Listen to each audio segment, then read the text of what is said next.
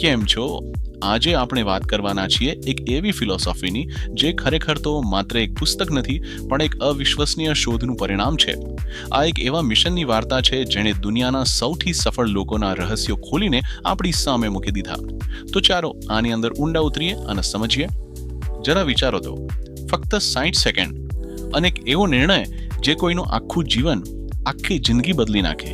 અને ના, આ કોઈ કાલ્પનિક સવાલ નથી હો, આ એક સાચે જ બનેલી ઘટના હતી.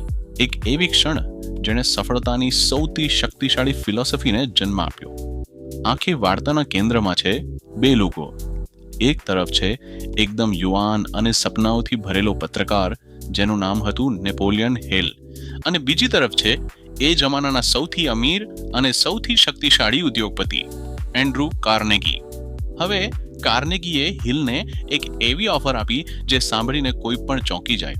એમણે કહ્યું, મારે જોઈએ છે કે તમે દુનિયાના સૌથી સફળ લોકોના અનુભવ પરથી સફળતાની એક આખી ફિલોસોફી તૈયાર કરો. પણ પછી એમણે ઉમેર્યું, બદલામાં હું કોઈ પગાર નહીં આપું, ફક્ત તમારા આવા જવાનો ખર્ચ આપીશ. જરા વિચારો, આ કેટલી મોટી કસોટી હતી. અને નેપોલિયન હિલે એ પડકાર ઝીલી લીધો. એમણે પોતાના જીવનના આવનારા 20 વર્ષ, હા, પૂરા 20 વર્ષ આ એક જ કામ પાછળ લગાવી દીધા. 2 દાયકા. આ કોઈ નાની સૂની વાત નહોતી. આ તો એમનું જીવનભરનું મિશન બની ગયું. આ 20 વર્ષ દરમિયાન એમણે શું કર્યું? એમણે દુનિયાના 500 કરતાં પણ વધારે સૌથી સફળ અને ધનિક લોકોના ઇન્ટરવ્યૂ લીધા. અને આ કોઈ આમ તેમ લોકો નહોતા. આપણે વાત કરી રહ્યા છીએ હેનરી ફોર્ડ, થોમસ એડિશન અને એલેક્ઝાન્ડર ગ્રેહમ બેલ જેવા દિગ્ગજોની.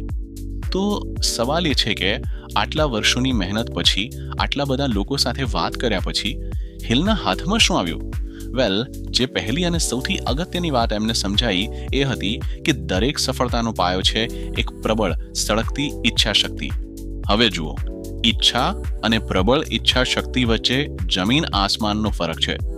ઈચ્છા એટલે શું? કે ભાઈ, કાશ મારી પાસે એક સ્પોર્ટ્સ કાર હોત, બસ વાત પતી ગઈ.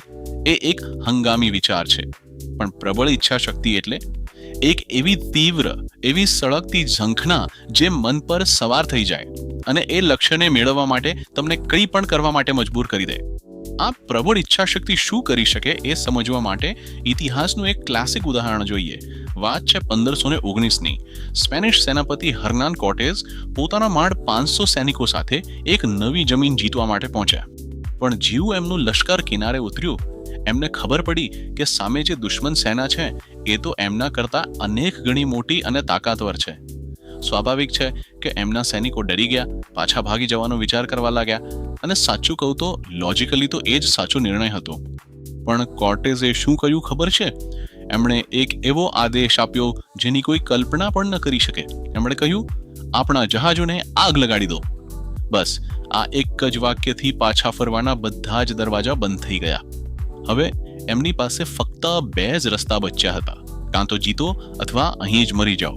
બસ આ એક જ નિર્ણયે એમના સૈનિકોની હાર માની લેવાની વૃત્તિને એક સળગતી, જીતવાની પ્રબળ ઈચ્છા શક્તિમાં ફેરવી દીધી. અને પરિણામ, એ લોકો એ અશક્ય લાગતી લડાઈ જીતી ગયા. તો ઠીક છે, પ્રબળ ઈચ્છા શક્તિ તો જરૂરી છે, પણ એને હકીકતમાં કેવી રીતે બદલવી? એના માટે નેપોલિયન હિલે એકદમ ચોક્કસ અને કામ કરે એવી એક યોજના આપી છે, જેને ધનવાન બનવાના 6 પગલાં તરીકે ઓળખવામાં આવે છે. આ સ્ટેપ્સ એકદમ સીધા અને સરળ છે.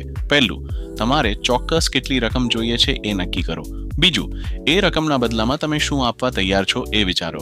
ત્રીજું, એક ફિક્સ તારીખ નક્કી કરો કે ક્યારે એ રકમ મેળવવી છે. ચોથું, એક પ્લાન બનાવો અને રાહ જોયા વગર તરત જ એના પર કામ શરૂ કરી દો. પાંચમું, આ બધી જ વાતો એક જગ્યાએ લખી લો. અને છઠ્ઠું, જે સૌથી વધારે જરૂરી છે, તમે જે લખ્યું છે ને એને દિવસમાં 2 વાર સવારે અને રાત્રે મોટેથી વાંચો. પણ જુઓ, ખાલી પ્લાન બનાવી લેવાથી કશું નથી થતું. એ પ્લાન પર ટકી રહેવા માટે, એને સફળ બનાવવા માટે હિલે 3 એવા મજબૂત માનસિક પિલર્સ એટલે કે સ્તંભો શોધી કાઢ્યા જે દરેક સફળ વ્યક્તિમાં કોમન હોય છે. એમાંનો પહેલો સ્તંભ છે માસ્ટર માઇન્ડ. આનો સીધો સાદો અર્થ એ છે કે જ્યારે 2 કે તેથી વધુ લોકો એક જ લક્ષ્ય માટે પૂરા તાલમેલથી કામ કરે છે, ત્યારે એમની ભેગી થયેલી બુદ્ધિ અને શક્તિ કોઈ પણ એક વ્યક્તિની શક્તિ કરતાં અનેક ગણી વધારે પાવરફુલ બની જાય છે. અને આનો સૌથી મોટું ઉદાહરણ તો ખુદ એન્ડ્રુ કાર્નેગી જ હતા. એ પોતે કઈ સ્ટીલના એક્સપર્ટ નહોતા, પણ એમણે પ્રોડક્શન, સેલ્સ અને પ્લાનિંગના બેસ્ટ લોકોને પોતાની ટીમમાં ભેગા કર્યા અને આ જ માસ્ટર માઇન્ડ ગ્રુપના કારણે એ દુનિયાના સૌથી અમીર માણસ બની શક્યા. બીજો અને બહુ જ મહત્વનો સ્તંભ છે નિર્ણય. હિલના કહેવા મુજબ સફળ લોકો ફટાફટ નિર્ણય લે છે અને પછી એને ભાગ્ય જ બદલે છે. એ લોકો બીજા શું કહેશે કે નાની મોટી નિષ્ફળતાઓથી પોતાના નિર્ણય પરથી ડગમગતા નથી. આનું એક જબરદસ્ત ઉદાહરણ છે હેનરી ફોર્ડનું. જ્યારે એમણે V8 એન્જિન બનાવવાનો નિર્ણય લીધો ત્યારે એમના બધા જ એન્જિનિયરોએ હાથ ઊંચા કરી દીધા. કહ્યું, આ ટેકનિકલી શક્ય જ નથી. પણ ફોર્ડ પોતાના નિર્ણય પર અડગ રહ્યા. એમણે બસ એક જ જવાબ આપ્યો, મને નથી ખબર કઈ રીતે, બસ એને બનાવીને બતાવો. અને એમની આ જ જીદને કારણે એ અશક્ય એન્જિન આખરે બનીને જ રહ્યું. અને હવે આવે છે ત્રીજો અને છેલ્લો સ્તંભ, મક્કમતા, એટલે કે પરસિસ્ટન્સ.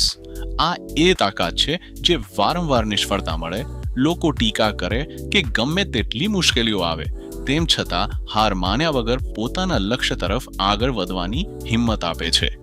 અને આની વાત આવે ત્યારે થોમસ એડિસનથી મોટું ઉદાહરણ કોણ હોઈ શકે? એવું કહેવાય છે કે લાઇટ બલ્બ બનાવતા પહેલા એ હજારો વાર નિષ્ફળ થયા હતા. કોઈકે એમને પૂછ્યું પણ ખરું કે આટલી બધી નિષ્ફળતાઓ પછી કેવું લાગે છે? તેમનો જવાબ શું હતો ખબર છે? એમણે કહ્યું, હું નિષ્ફળ નથી થયો, મેં તો બસ એવા હજારો રસ્તા શોધી કાઢ્યા છે જે કામ નથી કરતા. બસ આને જ કહેવાય સાચી મક્કમતા. તો નેપોલિયન હિલ પોતાની 20 વર્ષની લાંબી સફરમાંથી જે ખજાનો શોધીને લાવ્યા એ આ જ હતો. આ કોઈ જાદુઈ મંત્ર નથી, પણ સફળતા માટેની એક એકદમ સ્પષ્ટ અને પ્રેક્ટિકલ બ્લુપ્રિન્ટ છે. તો ચાલો આખી વાતને ફટાફટ ફરીથી સમજી લઈએ. સફળતાની શરૂઆત ક્યાંથી થાય છે?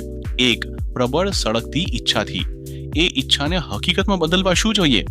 એક નક્કર પ્લાન, એટલે કે પેલા 6 સ્ટેપ્સ. અને આ આખી સફરમાં ટકી રહેવા માટે શું જોઈએ? 3 મજબૂત પાયા, માસ્ટર માઇન્ડ, દ્રઢ નિર્ણય અને હાર ન માનવાની મક્કમતા. અને અંતે એક સવાલ જે દરેકે પોતાની જાતને પૂછવા જેવો છે, એવી કઈ ઈચ્છા છે, એવું કયું સપનું છે જેના માટે પોતાના જહાજો સળગાવી દેવાની તૈયારી હોય?